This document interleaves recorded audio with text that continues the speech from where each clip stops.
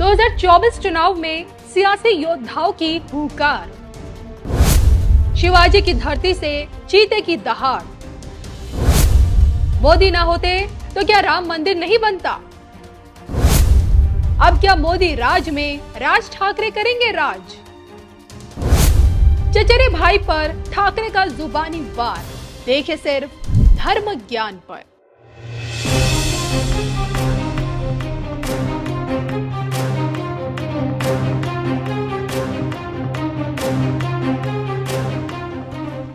नमस्कार, मैं हूं आपके साथ कविता राणा।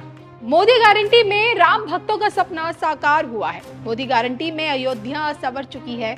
मोदी गारंटी में राम भक्त आनंदित हैं और मोदी गारंटी में राम राज्य कायम है। और इसी के साथ क्या मोदी गारंटी में पुनः कमल खिलेगा? अब की बार का चुनाव देखिए, कई मायनों में ऐतिहासिक होने वाला है। वोटिंग से महज देखिए 5 दिनों का समय अब बचा है, क्योंकि 19 अप्रैल को पहले फेज की वोटिंग है। 7 फेजेस में चुनाव पूरी तरह से संपन्न होगा। और ऐसे में क्या राम लला के दरबार से राम भक्त मोदी का राज्याभिषेक होना है? आप कहेंगे 99% मोदी ही जीतेंगे, लेकिन 1% जो लोग मोदी को हारते हुए देख रहे हैं, उनका क्या? जिन लोगों की आंखों में मोदी खटकते हैं, उनका क्या? और जिन लोगों ने मंदिर से महंगाई को जोड़ा, उनका क्या? और जिन लोगों को मोदी में आज भी तानाशाह नजर आता है, उनका क्या? और इन्हीं विरोधियों और आलोचकों को राज ठाकरे ने मुंह तोड़ जवाब दिया है इस बार। जी हाँ, महाराष्ट्र से चुनावी हुंकार भरने वाले राज ठाकरे अब की बार मोदी के पाले में नजर आ रहे हैं। गुड़ी पर्व के मौके पर अपनी पार्टी की वार्षिक रैली में राज ठाकरे ने प्रधानमंत्री नरेंद्र मोदी और महाराष्ट्र के महायुति गठबंधन को बिना शर्त समर्थन देने की घोषणा कर दी है। तो वहीं दूसरी तरफ अपने चचेरे भाई यानी कि उद्धव ठाकरे का नाम लिए बिना ये भी कह गए कि उनकी आंखों में पीलिया हो गया है। हालांकि देखिए, खुद ये स्वीकारा है उन्होंने ये बात कि बीते 5 सालों में देश की बदलती तस्वीर को देखकर पीएम मोदी के प्रति उनकी जो एक नकारात्मक सोच थी, वो अब बदल चुकी है। और आज अपने नए विचार और नई सोच के साथ डंके की चोट पर मोदी विरोधियों को आईना दिखाते हुए ये भी कह रहे हैं कि मोदी नहीं होते तो राम मंदिर भी नहीं बन पाता। तो अपने बयान में राज ठाकरे ने ये बात कबूली है, भूमिका बदलना जरूरी था और अगर मोदी ना होते तो राम मंदिर खड़ा नहीं होता। 1992 से चली आ रही मांग पूरी हो गई है। ये सच है कि राम मंदिर मोदी के समय में बनकर तैयार हुआ है। राम मंदिर निर्माण धारा 370 जैसे कई अच्छे फैसले प्रधानमंत्री ने लिए हैं। तो देखिए, आज के डेट में विरोधी मोदी पर राम मंदिर के नाम पर राजनीति करने का आरोप लगाते हैं। राम मंदिर के नाम पर वोट मांगने का भी आरोप लगाते हैं। और ऐसे में क्या रामलला का भव्य मंदिर पीएम मोदी के लिए सच में एक वोटों का पिटारा है या फिर भक्ति का केंद्र? और जिन लोगों ने रामलला की प्राण प्रतिष्ठा से दूरी बनाई, अब क्या जनता उनसे मुंह मोड़ेगी? राम मंदिर को लेकर पीएम मोदी के मन में आखिरकार है क्या? सुनिए उन्हीं की जुबानी। भाइयों और बहनों, ये परिवार चलित, परिवारवादी, परिवार के लिए जीने मरने वाली पार्टियों विकास की भी विरोधी है और विरासत की भी विरोधी है। आपने देखा होगा कि कांग्रेस राम मंदिर से कितनी नफरत करती है।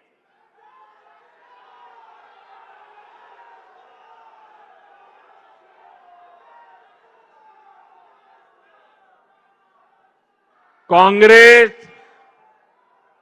और उनकी पूरी इकोसिस्टम अगर कहीं मुंह से राम मंदिर भी निकल गया तो चिल्लाने लग जाती है, रात दिन चिल्लाती है कि राम मंदिर बीजेपी के लिए चुनावी मुद्दा है। राम मंदिर न कभी चुनाव का मुद्दा था, न चुनाव का मुद्दा है और न ही कभी चुनाव का मुद्दा बनेगा। अरे राम मंदिर का संघर्ष तो तब से हो रहा था जब भाजपा का जन्म भी नहीं हुआ था। राम मंदिर का संघर्ष तो तब से हो रहा था जब यहां अंग्रेज सल्तनत भी नहीं आई थी। राम मंदिर का संघर्ष 500 साल पुराना है, जब कोई चुनाव का नामो निशान नहीं था। जब विदेशी आक्रांताओं ने हमारे मंदिर तोड़े, तो भारत के लोगों ने अपने धर्म स्थलों को बचाने की लड़ाई लड़ी थी। वर्षों तक लोगों ने अपनी ही आस्था के लिए क्या क्या नहीं झेला। कांग्रेस और उसके सहयोगी दलों के नेता बड़े बड़े बंगलों में रहते थे, लेकिन जब रामलला के टेंट बदलने की बात आती थी, टेंट पर जो ताड़पत्री वो बदलने की बात आती थी, तो लोग मुंह फेर लेते थे, अदालतों की धमकियां देते थे। बारिश में रामलला का टेंट टपकता रहता था और रामलला के भक्त टेंट बदलवाने के लिए अदालतों के चक्कर काटते रहते थे। ये उन करोड़ों अरबों लोगों की आस्था पर आघात था, जो राम को अपना आराध्य कहते हैं।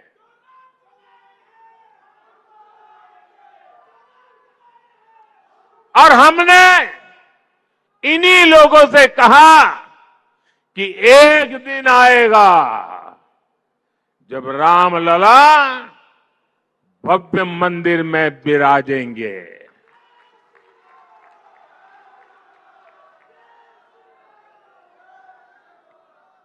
और 3 बातें कभी भूल नहीं सकते। एक, 500 साल के अविरत संघर्ष के बाद यह हुआ है। आप सहमत हैं? 500 साल के अविरत संघर्ष के बाद हुआ है। आप सहमत हैं? दूसरा, पूरी न्यायिक प्रक्रिया की कसौटी से कस करके, न्याय के तराजू से तोल करके, अदालत के निर्णय से काम हुआ है। सहमत है? तीसरा, ये भव्य राम मंदिर सरकारी खजाने से नहीं, देश के कोटि कोटि नागरिकों ने पाई पाई दान देकर बनाया है। सहमत है? जब उस मंदिर की प्राण प्रतिष्ठा हुई, जब उस मंदिर की प्राण प्रतिष्ठा हुई, तो पिछले 70 साल में कांग्रेस ने जो भी पाप किए थे, जो भी रुकावटें डाली थी, उनके साथियों ने जो भी रुकावटें डाली थी, सबको माफ करके राम मंदिर के जो ट्रस्टी हैं, वो खुद कांग्रेस वालों के घर गए, इंडी गठबंधन वालों के घर गए, उनके पुराने पापों को माफ कर दिया और उन्होंने कहा, राम आपके भी हैं, आप प्राण प्रतिष्ठा में जरूर पधारिए। सम्मान के साथ बुलाया, लेकिन उन्होंने इस निमंत्रण को भी ठुकरा दिया।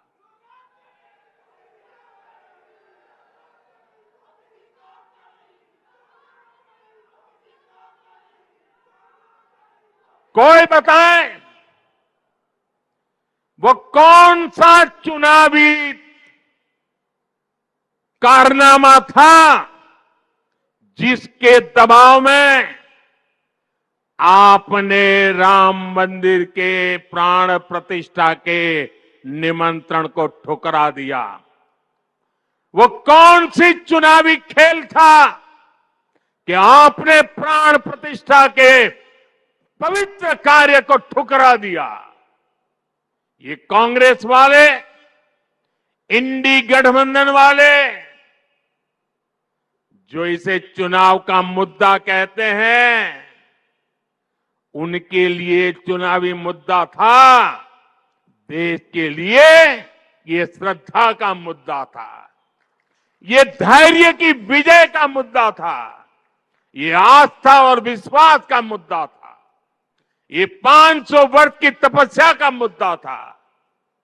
मैं कांग्रेस से पूछना चाहता हूं, आपने अपनी सरकार के समय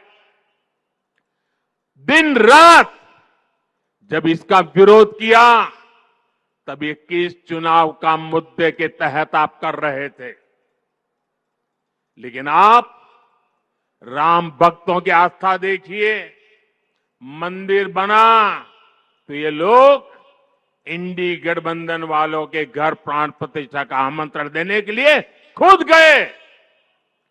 जिस क्षण के लिए करोड़ों करोड़ों देशवासी ने इंतजार कर रहे थे, आप बुलाने पर उसकी तरफ देखने नहीं गए।